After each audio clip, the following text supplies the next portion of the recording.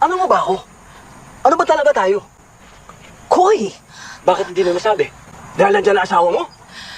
he's my ex. Ex na nga eh. Yun ang hindi ko maintindihan. Ano pang problema? Nandiyan ang mama ko. O ano ngayon? Ang wrong timing lang kasi. Anong wrong timing sa totoo? Hindi mo kilala si mama. Koy, hindi ka niya magugustuhan. Insultuhin ka lang niya eh. Lalaitin ka lang niya. Lalaitin niya ako? Oo.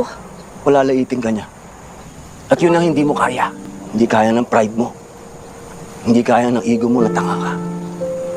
Dahil hindi mo pinili ang kasing galing at kasing talino ng asawa mo. Niinsulto mo ba ako? Hindi kita iniinsulto.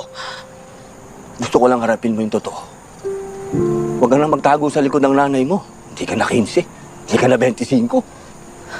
What does that mean? Na kaya hindi mo ko kayang ipaglaban sa nanay mo kasi parehas. Nang sinasabi niya, yung sinasabi ng puso mo at ng utak mo. Na kahit pagbalik ta rin natin ng mundo, hindi ang isang katulad ko ang magugustuhan mo. Koy, how dare you? Mahal kita. Mahal mo ko? Oo, Koy, mahal kita. Baka naman nasabi mo lang mahal mo ko dahil nalulungkot ka. Mahal na mahal kita. Sobra.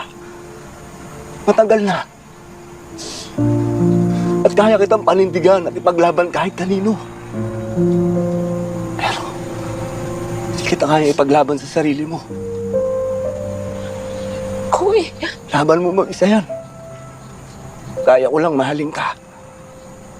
Hindi ko kayang pilitin na gustuhin mo ko. Kaya kung ang gusto mo, yung lalaking yun, buhay na pinangarap mo nun, hindi ko mabibigay sa iyo.